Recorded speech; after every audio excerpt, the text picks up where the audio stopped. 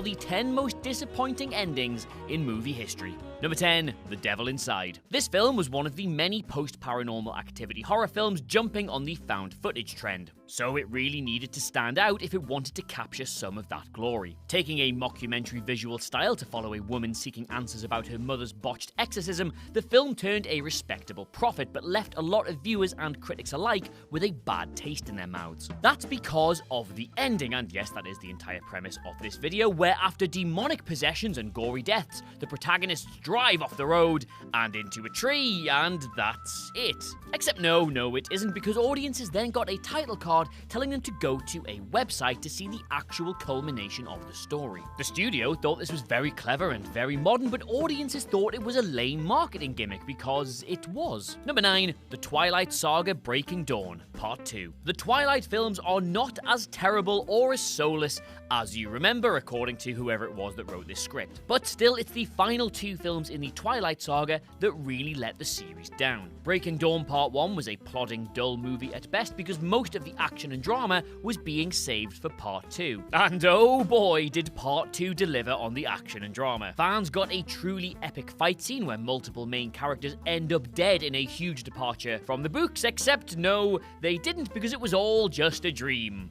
Yes, that old trick. Something to do with Alice, yada yada, something to do with seeing the future, yada yada, something to do with the entire rest of the film losing all sense of tension as nobody can possibly be under threat, yada yada. Number 8, 10 Cloverfield Lane. Straight up, 10 Cloverfield Lane is a masterclass in tension, IMHO. Led by fantastic performances from John Goodman and Mary Elizabeth Winstead, each new narrative beat is as thrilling as the last, and you will find yourself gripped from beginning to almost the end. After spending every second of the film underground in a small apocalypse prepper's bunker, Michelle finally escapes the abusive and controlling Howard and gets out onto the surface. It's a hugely triumphant moment, but then an alien ship arrives. Okay. 90 minutes spent watching a close quarters character drama that then suddenly becomes a sci-fi action film. A move so jarringly off-tone it makes it harder to enjoy the film as a whole. I mean, sure, looking a little closer, the ending does resolve Michelle's character arc and reinforce the theme of running and hiding instead of confronting problems head-on, but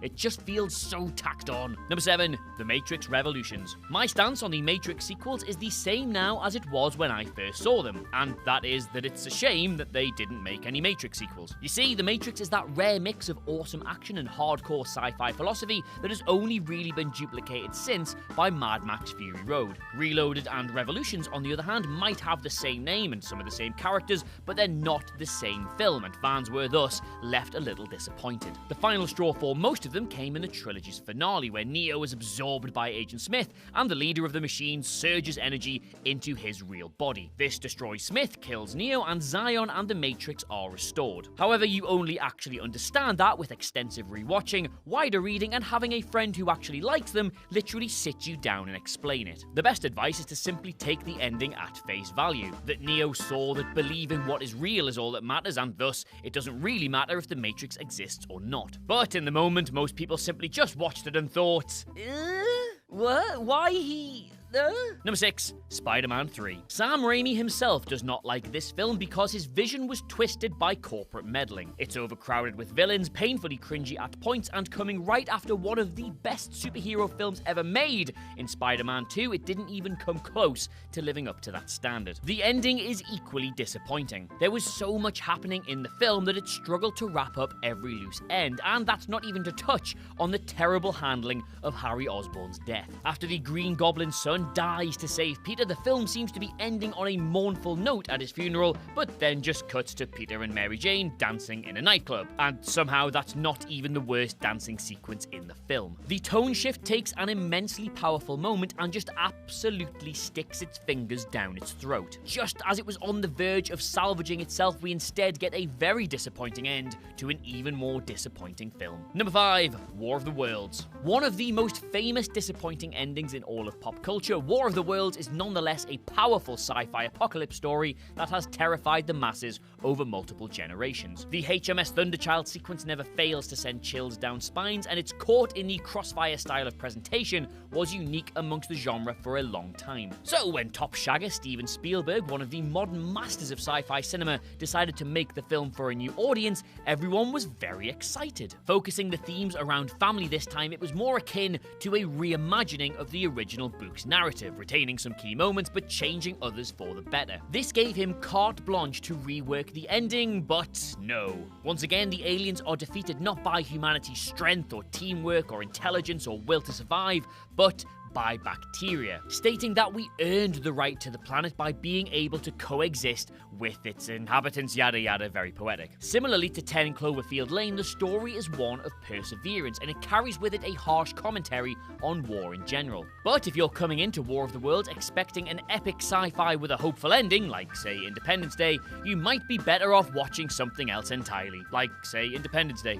Number 4, I Am Legend. Yeah, you all know why this one's here. I Am Legend is the story of Robert Neville as he remains uninfected in a post-apocalyptic New York with his dog. Neville is, by an astounding coincidence, a virologist who is trying to find the cure to the disease that has ravaged the country and turned 9% of the population into vampire-like monsters. Beyond the fantastic portrayal of a devastated New York and the tragic scene with his dog... Sorry, just give me a minute.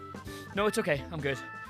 I Am Legend is an underrated sci-fi drama that lost a lot of points with its unfortunate ending. Neville seems to have finally found a cure inside one of the monstrous women, but he's stuck in a dead end with her. In the theatrical cut, Neville blows himself up with a grenade in order to get the cure out to a band of survivors. Now, this ending isn't awful per se, but it's when you compare it to the director's cut that it is. In that version, the monsters aren't trying to trap and kill Neville, they're trying to rescue the woman. This recontextualizes the entire film and the true implications of his goal, i.e. the creatures are still human at their core and Neville has a new purpose. That is good storytelling. Blowing him up with a grenade isn't. Number 3, The Abyss. The Abyss was marketed as a simple sci-fi movie, but there was horror in it for days. Being sunk in a submarine, unable to be rescued. Strange, unidentifiable lights watching your every move. Water flooding into an enclosed location and having no way of stopping it. It is all something I find about as terrifying as the idea of reopening my Twitter DMs. So when a film instead changes from a claustrophobic drama to a weird alien film, it's another one of those tone shifts that can really mess with you. In truth, the film would have been pretty good had the aliens been more Lovecraftian Cthulhu-esque beasts that the characters had to somehow fight off. But instead, they're benevolent, and the rest of the film is spent effectively worrying over nothing. I mean, they just start helping everybody, and they're really nice. How is that meant to be scary? Number 2, Lucy. In Lucy, if you've not seen it, Scarlett Johansson accidentally ingests a drug that enhances her brain power. She then starts to display some strange abilities like telepathy, telekinesis, and being slightly rude to Morgan Freeman. She eventually becomes powerful enough to alter her own body shape, and she merges with computers to become an extra powerful supercomputer that will contain all the knowledge in the universe. She then time travels and witnesses the Big Bang, then reaches 100% brain capacity and transcends our dimension, becoming one with the universe itself. Now, yes, you're right, that is all very hashtag relatable, but turns what was an interesting premise into a bizarre, over-the-top finale that doesn't even make much sense. It thinks it's being all 2001, but in reality, it's more just like your bog-nonce mate having his first ever joint. Number 1, Indiana Jones and the Kingdom of the Crystal Skull. The shining jewel in the dog-turd crown of disappointment, we have Indiana Jones and the awful, rushed-out attempt to recapture the pop culture zeitgeist. Crystal Skull has a number of problems attached to it. The nuclear fridge was one thing, Tarzan LaBouffe was another, but there was still a chance that it could all end in a satisfying, classic Indiana Jones way. Who then decided that Crystal Skull should end with aliens? Literal aliens. There's no mystery left to the viewer's imagination, there's no intrigue in the history of the ruins, it's all just explained away by aliens. Bad in itself, but also demystifying all the other indie films in the process. Oh, and one